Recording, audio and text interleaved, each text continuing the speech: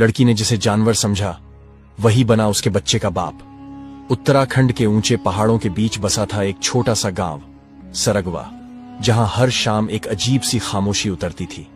ना कोई चहल पहल, ना कोई तेज आवाज, बस हवा और यादें। इसी गांव के एक कोने में कच्ची जमीन पर बनी एक टूटी सी झोपड़ी में रहती थी श्रीजा, एक सीधी सादी, खामोश और तन्हा लड़की।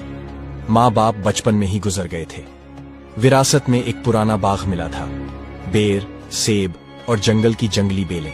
हर सुबह सूरज से पहले उठकर वो अपने बाग में काम करने निकलती, अपने नाजुक हाथों से फल तोड़ती, टोकरी में भरती और फिर पहाड़ी रास्तों से होकर बाजार जाती।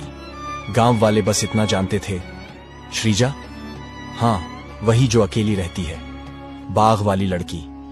एक दिन जब वो अपने पेड़ पर चढ़कर फल तोड़ रही थी, उसकी नजर एक चट्टान पर बैठे एक लंगूर पर पड़ी। वो कोई आम बंदर नहीं था, न शोर करता, न कुछ मांगता, बस उसकी तरफ देखता रहता। उसकी आंखों में कुछ था, जैसे किसी इंसान की थकावट, किसी यातना की परछाई। पहले पहल श्रीजा डर गई और उसे भगाया, मगर अगली सुबह फिर वही, और फिर अगली सुबह भी। धीरे धीरे वो उसकी मौजूदगी की आदी हो गई। उसने उसका नाम रख दिया, शफका। तू हर दिन आता है, हर शाम चुपचाप बैठा रहता है, ठीक शाम की तरह, शफका। वो उससे बातें करने लगी, अपने दुख कहती, पुरानी यादें सुनाती, और शफकत बस आंखें झुकाकर सुनता रहता, कभी सिर हिलाता, कभी सिर्फ देखता। एक दिन बारिश में बाग भीग रहा था और शफकत भी। श्रीजा उसे उठाकर अपनी झोपड़ी में ले आई। अब उसकी तन्हा दुनिया में एक साया और था, एक अजीब मगर भरोसेमंद साया। शफकत झोपड़ी के एक कोने में बैठता। श्रीजा उसे खाना देती, उससे कहानियां कहती।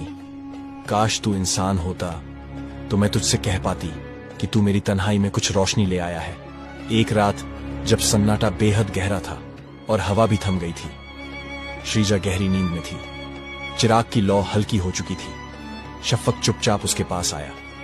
उसकी आंखों में कुछ बदला बदला था। उसने उसके माथे पर हाथ रखा, और फिर उस रात कुछ ऐसा हुआ जिसका एहसास तक श्रीजा को न हुआ। सुबह उसकी आंख खुली तो बदन थका हुआ था। कुछ अलग तो था, मगर वो समझ ना सकी। वक्त बीतता गया, हफ्ते महीने में बदले। शरीर में अजीब बदलाव महसूस होने लगे। मतली, थकावट और बेचैनी हर सुबह उसका साथ देने लगी। एक दिन बाजार में ही श्रीजा बेहोश हो गई।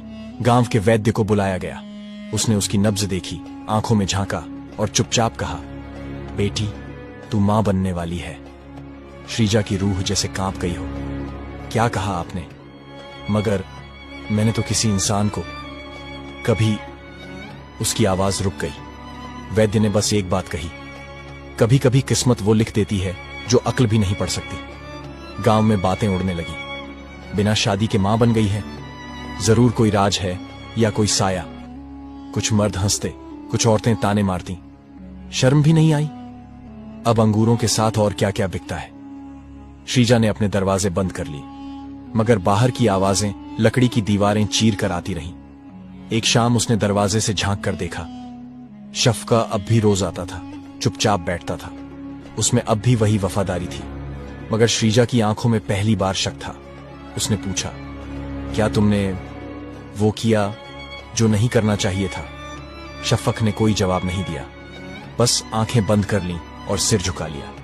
श्रीजा चीख उठी, तूने मेरी इज्जत लूटी है, तू मेरा दोस्त था, तूने मुझे तोड़ दिया। उसने शफक को भगा दिया। वो चुपचाप चला गया, मगर हर दिन फिर आता, रोज बैठता, बारिश हो या धूप। गांव की पंचायत बैठी। अगर लड़की बच्चे का बाप नहीं बताएगी तो इसे गांव से निकाल दिया जाए। श्रीजा खामोश रही, किसी को कोई जवाब ना दिया। सिर्फ एक बात कहती, मुझे नहीं पता, मैं झूठ नहीं बोल सकती। एक दिन एक अजनबी बाबा गांव में आया। सफेद दाढ़ी, धुंधले कपड़े और थकी आंखें। वो सीधा श्रीजा की झोपड़ी के सामने रुका और कहा, बेटी, मैं तेरे अतीत की सच्चाई जानता हूं। श्रीजा चौंकी। बाबा बोले, जिसे तू लंगूर समझती थी वो एक इंसान था, एक शहजादा जिस पर जादू की सजा थी, एक रूहानी बद्दुआ। जब तक कोई औरत उसे दिल से अपनाएगी नहीं, वो इंसान नहीं बन सकता था। तेरे छूने से, तेरे साथ रहने से वो लानत टूटी। श्रीजा की सांसें थम गईं। तो उस रात बाबा ने सिर हिलाया। तू वजह बनी उसकी मुक्ति की। श्रीजा ने कांपते हाथों से दरवाजा खोला। बाहर अब शफकत नहीं, एक इंसान खड़ा था, सीधा सादा, मगर आंखों में वही गहराई। मैं ही हूं, वही शफकत जिसे तूने मोहब्बत दी, जिसे तूने पनाह दी, और जिसने उस रात तुझसे वादा किया था कि कभी तन्हा नहीं छोड़ेगा। मैंने जानबूझकर कुछ नहीं किया, मैं सिर्फ जीना चाहता था। तूने जो दिया वो मेरी मुक्ति बन गया। अब मैं सिर्फ तुझसे एक चीज मांगता हूं, माफी और साथ। अगले दिन पूरा गांव हैरान रह गया। वही श्रीजा, वही दरवाजा, मगर साथ खड़ा था एक जवान इंसान, इरफान। मौलवी बुलाए गए, निकाह पढ़ा गया।